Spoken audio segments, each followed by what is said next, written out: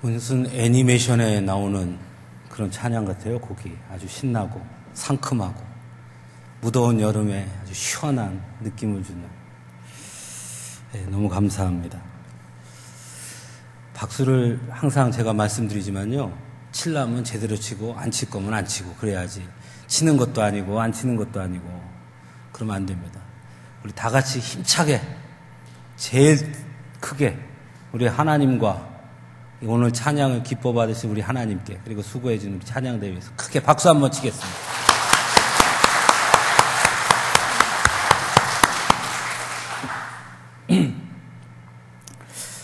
성경에는 하나님과 우리의 관계를 묘사하는 여러 가지 방식들이 등장합니다.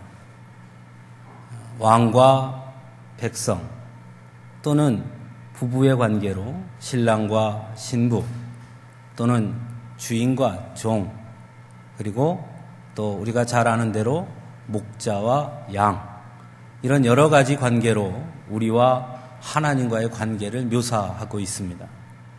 그 중에서 특별히 목자와 양으로 묘사한 것은 성경 전체에 500번 이상이나 등장할 만큼 성경에서 가장 대표적으로 하나님과 우리의 관계를 묘사하는 표현 방식입니다.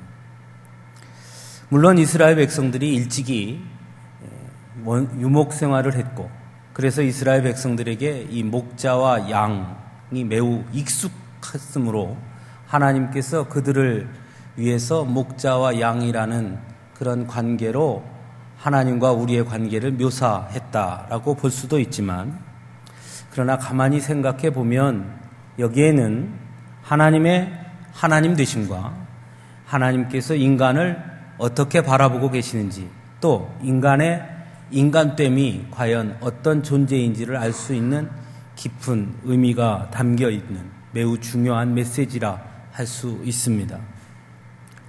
사실 여러분, 양은 모든 동물 중에서도 가장 연약한 동물 중에 하나입니다. 자기 스스로를 지킬 수 있는 것이 아무것도 없습니다. 튼튼한 이를 가진 것도 아니고요, 날카로운 발톱을 갖고 있는 것도 아닙니다. 꼬리가 길어서 꼬리를 휘두를 수 있는 것도 아닙니다. 든든한 다리가 있어서 혹 자신을 잡아먹으려고 오는 맹수로부터 빨리 도망칠 수 있다거나 높이 뛸 수 있는 그런 다리도 없습니다. 시력이 좋아서 멀리서 자신을 노리는 맹수들을 누구보다 먼저 발견해서 빨리 피할 수 있는 그런 시력을 갖지도 못했습니다. 후각이 매우 발달해서 자신에게 다가오는 동물의 냄새를 맡거나, 또는 청각이 매우 발달해서 그래서 다가오는 발자국 소리를 들을 수 있지도 못합니다. 그렇다고 뱀처럼 독이 있는 것도 아닙니다. 카멜레온처럼 주변의 상황에 맞게 자신의 몸의 색깔을 바꾸어서 보호받을 수도 없습니다. 스컹크처럼 지독한 냄새를 풍겨서 자신에게 다가오는 그 맹수들을 쫓아낼 수 있는 방법도 없습니다. 자신을 지킬 수 있는 것이 아무것도 없는, 말 그대로 정말 연약한 동물 중에 동물이 바로 양입니다. 그래서 양이 할 수 있는 것은 하나밖에 없습니다. 뭉쳐 있는 것입니다. 함께 모여 있는 것이죠. 모여 있는 것으로 인해서 자신들을 조금이나 보호할 수 있다고 생각하는 것입니다. 만일 그 양이 그 무리로부터 벗어나 혼자 있다면 혼자 있는 순간 이미 그 양은 죽은 것과 마찬가지입니다. 양을 노리는 맹수들은 어디에나 호시탐탐 있으니 말입니다. 하나님께서 인간을 양으로 묘사했다. 왜 너희는 양이라 하셨을까? 저는 여기에 큰 의미가 있다고 생각합니다. 하나님이 우리에게 하시는 말씀은 바로 그것입니다. 과연 내가 무엇을 할 수 있겠느냐 하는 것입니다. 과연 너 혼자 무엇을 할 수 있겠느냐.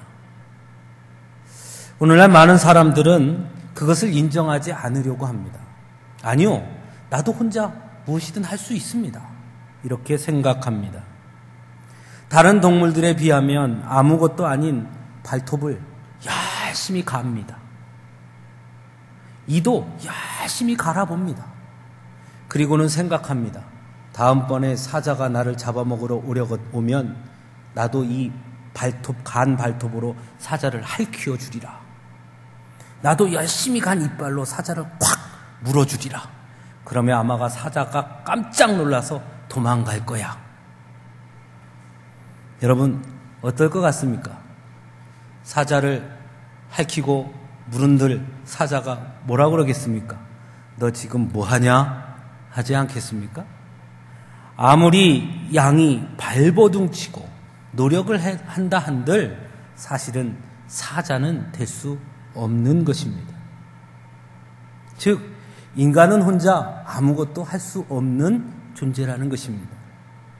연약한 양이 자신을 보호하기 위해서 할 수 있는 단 한 가지 방법이 있는데 그것은 함께 모여 있는 것입니다. 그래서 하나님은 인간을 함께 모여 살도록 하셨습니다. 같이 모여 있어야 무엇이라도 할 수 있다는 것입니다. 그런데 요즘 우리 사회를 돌아보면 이 함께함, 우리의 관계 이런 것들이 다 깨어지고 있습니다. 그저 나만 잘 살면 된다는 그런 방식들이, 태도들이 점차 퍼져가고 있는 것만 같습니다. 며칠 전 뉴스를 보니까 어느 마을에서 할머니들이 사이다를 마셨는데 그 사이다에 농약이 들어있었다고 합니다. 6분이 마셨는데 벌써 2분이 돌아가셨습니다. 용의자로 지금 현재 조사를 받고 있는 분은 다름 아닌 그 마을에 사는 같은 노인 중에 한 분입니다. 이렇게 관계가 깨어졌습니다. 이제는 이웃이 무엇을 줘도 마음 놓고 먹을 수가 없는 사회가 되어가고 있는 것만 같습니다. 참 암담하지요. 하지만 더 중요한 것이 있습니다. 그러면 양이 이렇게 뭉쳐만 있으면 모든 위험으로부터 자신을 보호할 수 있느냐 하는 것입니다. 그건 역시 아닙니다. 혼자 있는 것보다는 더 나을 수 있을지 모르나 같이 모여서 뭉쳐 있다고 해서 모든 문제가 해결될 수 있는 것은 아닙니다. 어느 동화책에 이런 얘기가 있는 걸 봤습니다. 숲속의 왕 사자가 어느 날 숲속에 있는 동물들에게 공고를 냅니다. 다음 숲속 총회 때 우리 숲속에서 가장 행복한 동물, 가장 불행한 동물, 자신이 스스로 생각할 때 나는 이 숲속에 있는 동물 중에 내가 제일 불행해 라고 생각하는 동물, 나는 이 숲속에 있는 동물 중에 내가 제일 행복해 라고 생각하는 동물 하나씩 나오라 이렇게 공표를 했습니다. 숲속 총회를 하는 날 사자 앞에 가장 불행하다고 생각하는 동물 하나가 딱 섰습니다. 누구였는지 아십니까? 양이었습니다. 양이 와서 말합니다. 저는 제가 제일 불행합니다. 사자가 말합니다. 네가 왜 제일 불행하냐? 저는 단 1시간도 단 하루도 편안하게 잠을 잔 적이 없고 편안한 시간을 보낸 적이 없습니다. 언제 맹수가 나를 잡아먹으려고 달려들까? 항상 노심초사하고 있습니다. 맹수가 달려들어도 나를 방어할 수 있는 것이 아무것도 없으니 언제나 불안하고 어떻게 보면 오늘 죽을까? 내일 죽을까? 오늘도 안 죽었구나. 또 오늘도 안 죽었구나. 이러면서 사니 저같이 불행한 동물이 어디에 있겠습니까? 사자가 그 말을 듣고는 그래, 네가 제일 불행하구나. 다시 사자가 말합니다. 자, 제일 행복한 동물은 그럼 누구냐? 그랬더니 조금 전에 제일 불행하다고 말했던 양이 다시 한 발을 탁 내딛고 사자 앞에 서서 제가 제일 행복합니다 라고 말하는 거였습니다. 사자가 말합니다. 너 조금 아까 나보고 제일 불행하다 그러더니 나 놀리냐? 확 잡아먹어 버릴까 보다. 양이 이렇게 말합니다. 저는 제가 제일 행복하다고 생각합니다. 사자님은 아침에 일어나면 오늘 뭘 잡아먹을까 고민하시죠? 저는 그런 고민을 안 합니다. 사자가 말합니다. 그렇지, 너는 풀을 뜯으니까. 양이 말합니다. 풀도 매번 같은 자리에서 먹으면 금방 없어집니다. 사자님은 사냥감을 위해서 때로는 풀숲에 숨어 있기도 해야 되고, 또는 사냥감을 쫓아 열심히 뛰기도 해야 되지요. 그러니 얼마나 수고가 많으십니까? 저는 그런 수고를 할 필요가 없습니다. 사자님은 비가 오면 어떡합니까? 비를 피할 곳이 어디 있을까 돌아보고 피할 곳을 찾아 헤매겠지요. 눈이 와도 마찬가지겠지요.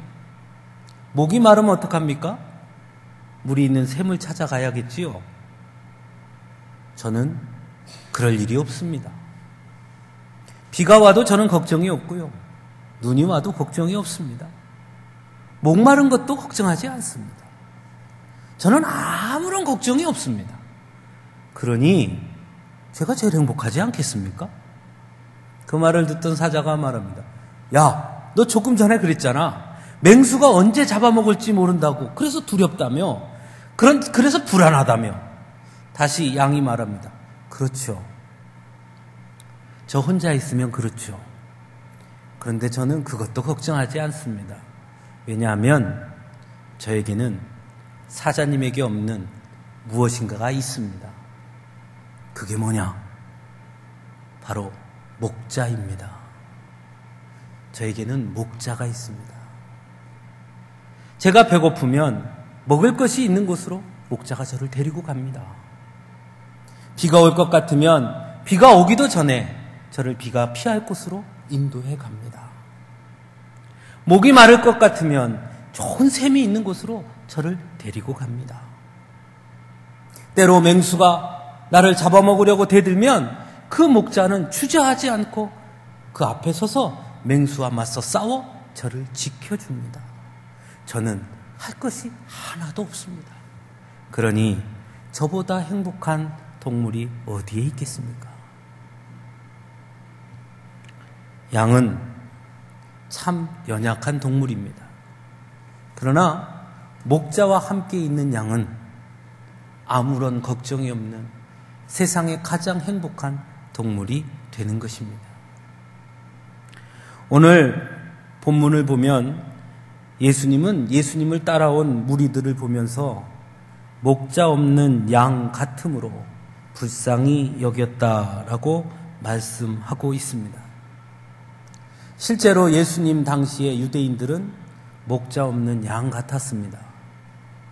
하나님의 선민이라고 자부했던 그들이 이제는 로마의 지배 아래 거하게 되므로 자신들이 가지고 있었던 그 자부심이 사라져버렸고 2등 백성, 2등 민족으로 전락했다는 그 처절함이 그들에게 있었습니다. 감당해야 하는 무거운 세금으로 인해 그들은 날마다 신음했고 더욱이 자신의 편에 서서 로마보다 자신들의 입장을 대변해주고 자신들을 위로해줄 거라고 생각했던 종교 지도자들인 바리새인들이나 서기관이나 제사장들은 오히려 율법이라는 그 족쇄를 가지고 그들을 더 크게 억압해 왔습니다. 그래서 유대인들은 어느 곳에도 기댈 곳이 없는, 한마디로 목자 없는 양처럼 너무나 연약한 모습으로 서 있었습니다. 그래서 그들은 어느 곳에 어떤 훌륭한 선생님이 등장했다, 또는 어디에 메시아가 나타났다, 또는 우리를 인도해 줄 큰 선생님이 등장했다, 영웅이 나타났다 하면 어디든 이리 쏠리고 저리 쏠리고 목자 없는 양이 목자를 찾아 헤매듯이 이리저리 쏠리고 쏠리는 그런 지경에 이르르고 말았습니다. 그렇게 방황하고 있었던 것입니다.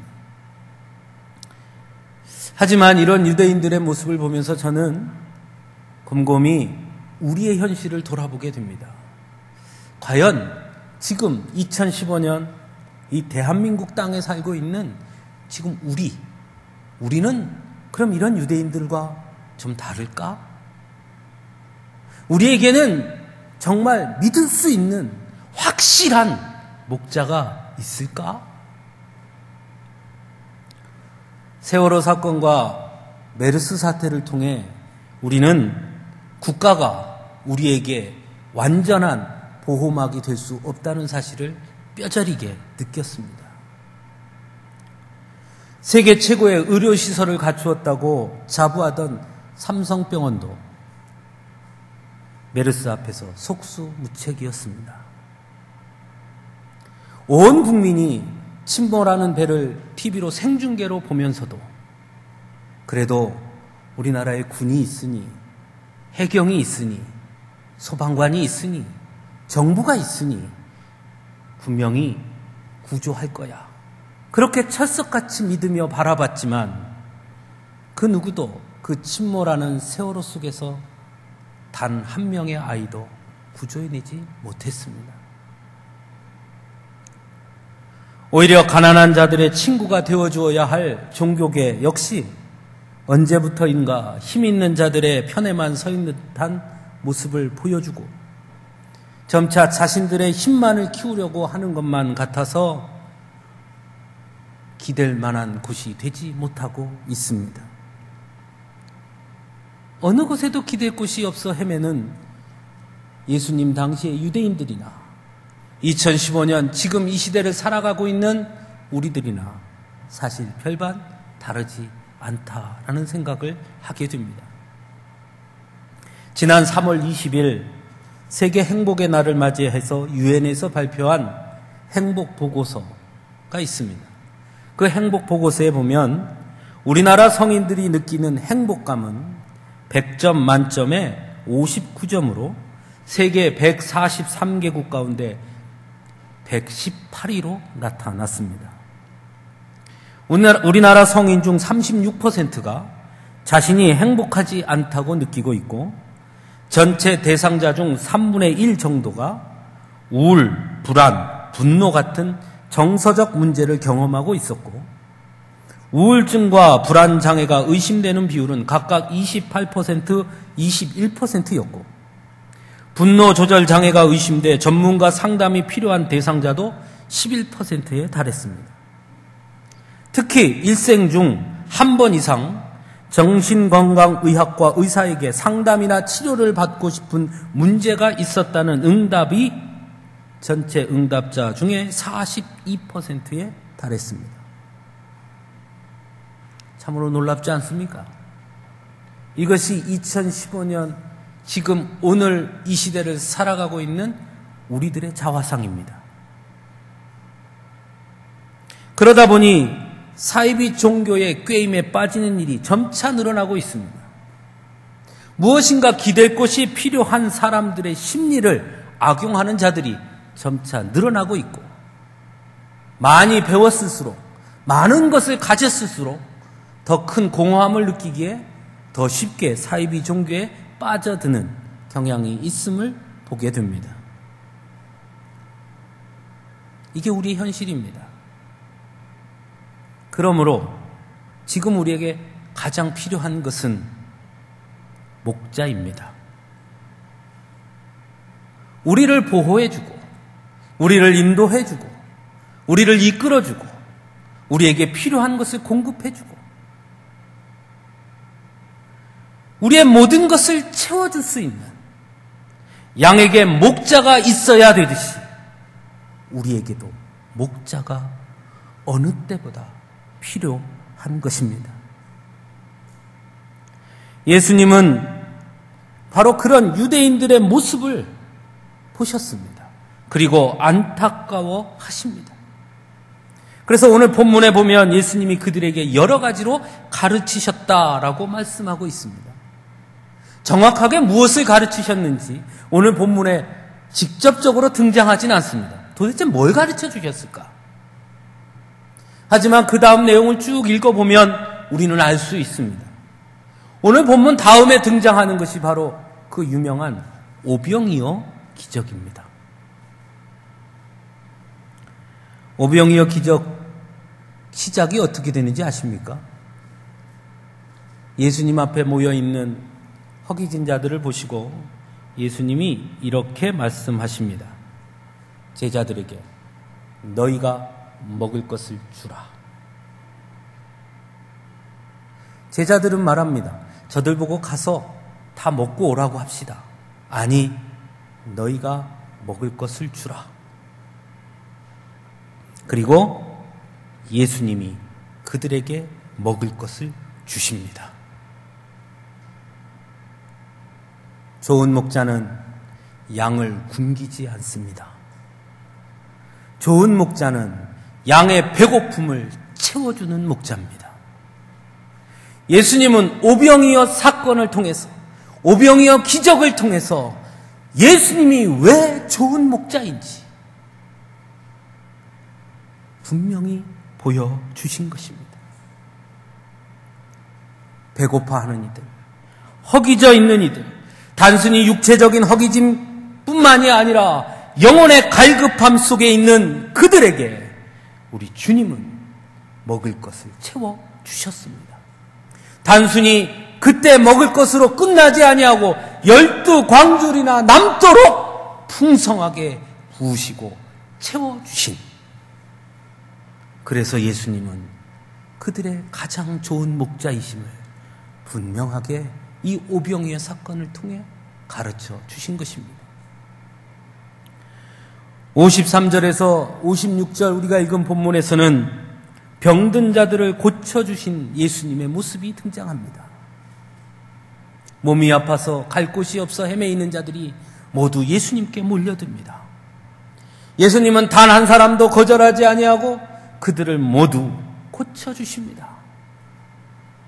좋은 목자는 양이 아프면 치료를 해줍니다. 양과 함께 고통을 나눕니다. 양을 가슴에 안고 양의 아픔을 함께 나누고 그 양이 건강해질 때까지 잠을 이루지 않는 것입니다. 예수님은 많은 병자들을 고쳐주면서 홀로 세상 속에서 두려움과 갈급함에 허덕이며 목자 없는 양처럼 헤매이던 유대인들에게 내가 바로 너희의 목자다. 그러니 내게 오라. 수고하고 무거운 짐진 자도 내게 오라.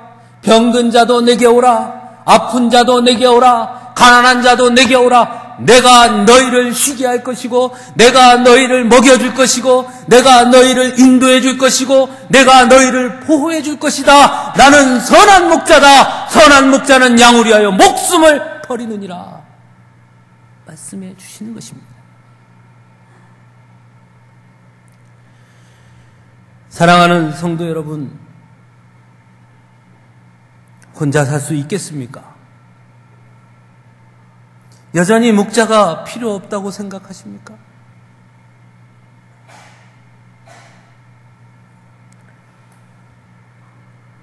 우리가 목자와 양 하면 가장 쉽게 떠오르는 성경 말씀이 있습니다. 시편 23편입니다. 여러분 시편 23편 1절 다 아시죠? 1절이 어떻게 시작하죠? 여호와는 나의 목자시니 내게 부족함이 없으리로다.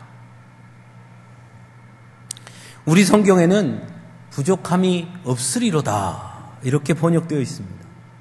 마치 매우 소극적인 표현으로 보입니다. 즉, 좀 기분 나쁘게 딴지를 걸면, 그러니까 부족함은 없지만 그렇다고 뭐 만족스러운 건 아니잖아? 이렇게 말할 수 있는 거죠. 그렇죠? 부족함이 없는 거니까.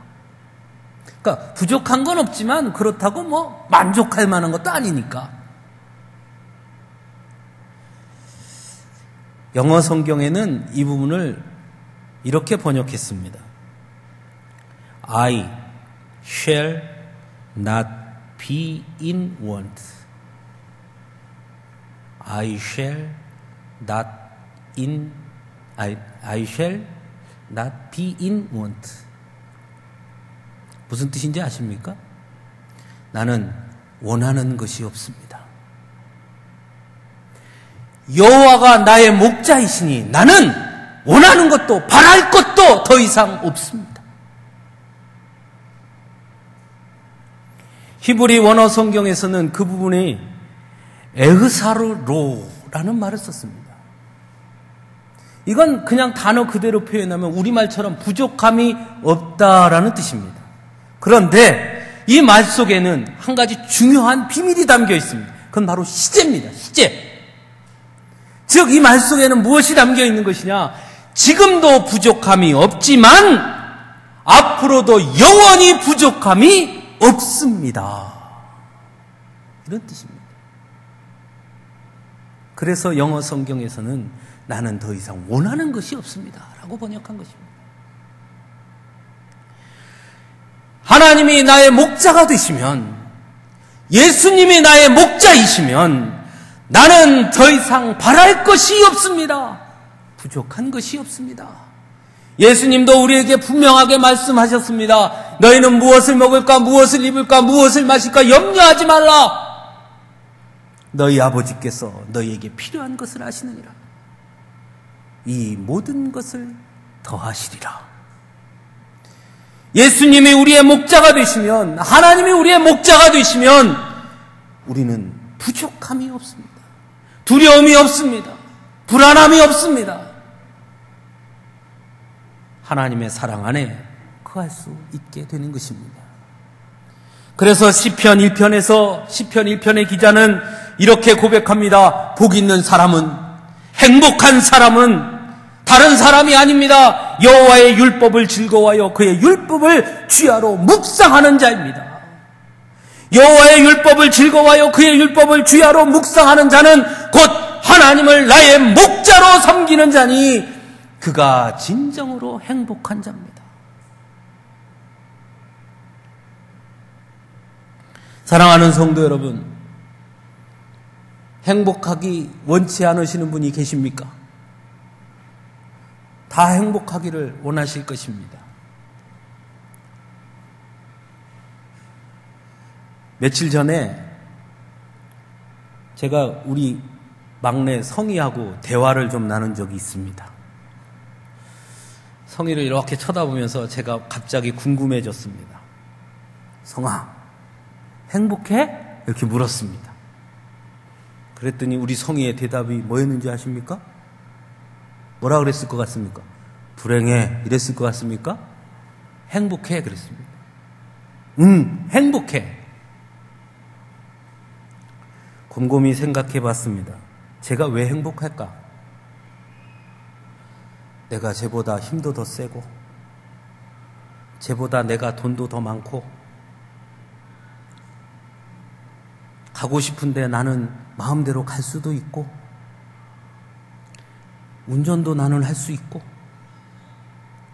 쟤는 나에 비하면 할 수 있는 게 하나도 없는데, 근데 왜 쟤는 행복할까? 그래서 다시 물었습니다. 너는 왜 행복해? 우리 성희의 대답이 저는 천재인 줄 알았습니다. 아빠가 있으니까 행복해. 정답이죠. 아이가 왜 행복합니까? 부모가 있어서 행복합니다. 돈이 없다고 걱정하지 않습니다. 왜?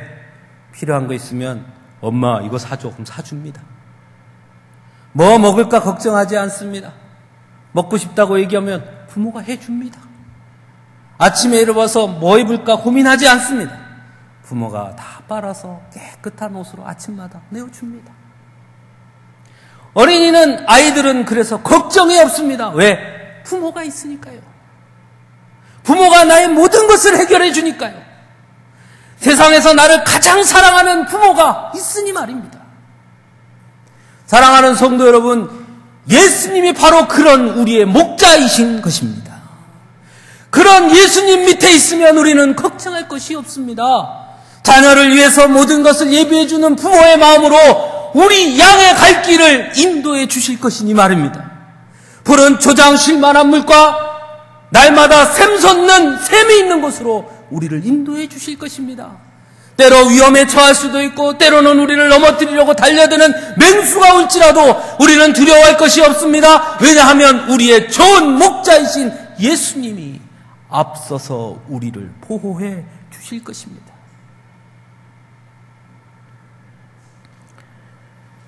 우리 예수님께서 우리에게 말씀하셨습니다. 나는 선한 목자라. 선한 목자는 양들을 위하여 목숨을 버리느니라. 내가 내 양을 안다. 좋은 목자는 양을 아는 것입니다. 언젠가 양 목장에 간 적이 있습니다. 제가 보니까 양이 다 똑같이 생겼더라고요. 그런데 그 목자, 그 양을 치는 목자는 양이 한 100여 마리 되는데요. 이름을 다 부릅니다. 제가 물어봤습니다. 그걸 다 어떻게 아냐? 자기 눈엔 다 보인답니다. 목자는 양을 압니다. 목자가 아닌 사람이 보면 다 똑같은 양인데 목자는 양을 보면 양의 특징을 알고 이름을 주어주고 이름을 불러주는 것입니다. 사랑하는 성도 여러분, 행복하시기 원하십니까? 좋은 목자를 만나십시오. 우리에게 가장 좋은 목자, 예수님을 만날 수 있기를 바랍니다. 그것이 진정으로 행복한 비결입니다. 내 힘으로 할 수 있다고요? 아닙니다. 목자 없이 이제 나도 컸으니 혼자 당당히 설 수 있다고요? 아닙니다. 그럴 수 있다고 생각하지만 나가면 끝입니다. 우리는 영원히 목자 안에, 목자의 품 안에 안겨 있어야 하는 것입니다. 아무쪼록 선한 목자이신 예수님을 끝까지 따라감으로 부족함 없이 채워주시는, 더 이상 염려할 것이 없도록 채워주시는 그 하나님의 사랑과 은혜를 마음껏 누리며 진정으로 행복한 삶을 사는 복된 성도님들이 되기를 간절히 바랍니다. 함께 기도하겠습니다.